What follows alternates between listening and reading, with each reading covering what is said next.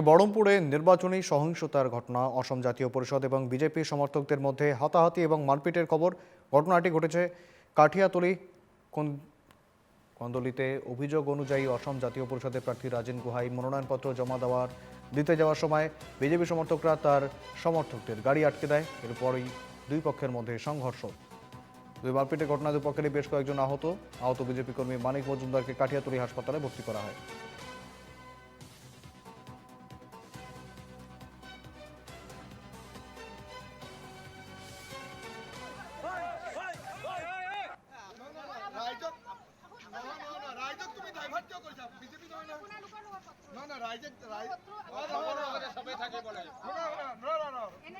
যিটো কথা কৈছে আপোনালোকে এইটো নহয়। আপোনালোকে কৈ আছে যে ৰাজেন গুহাই যিটো বিচাৰি আছে কৰিব নহয়।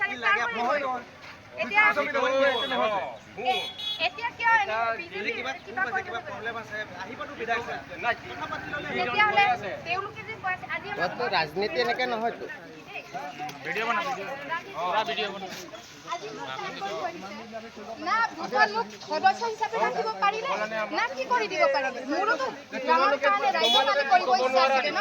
প্ৰকৃততে মানসিকভাৱে বিধায়ক জিতু গোস্বামী ডাঙৰীয়াই যে 2024 নিৰ্বাচনত পৰাজয় বৰণ কৰিছে তাৰ এটা উদাহৰণ।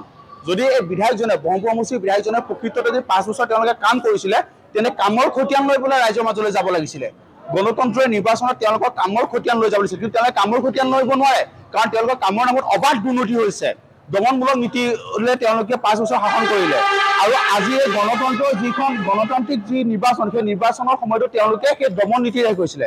তেওঁলোকৰ আজি আমাৰ যি মনোনয়ন পত্ৰ ৰাখিলেও সময়ত বিজেপিৰ দমন নীতি ধনবল বাহুবলক চেলেঞ্জ কৰি ৰাইজে স্বতঃস্ফূৰ্তভাৱে আগবাঢ়ি আহিছিলে আৰু ৰাইজে যি স্বতঃস্ফূৰ্তভাৱে আগবাঢ়িছিলে ৰাইজৰ স্বতঃস্ফূৰ্ত আগমনক তেওঁলোকে যি বাধা দিয়াৰ চেষ্টা কৰিছে এই বাধা দিয়াৰ চেষ্টাতে তেওঁলোকৰ নৈতিক যে পৰাজয় হৈছে 2024 স্পষ্ট প্ৰমাণ।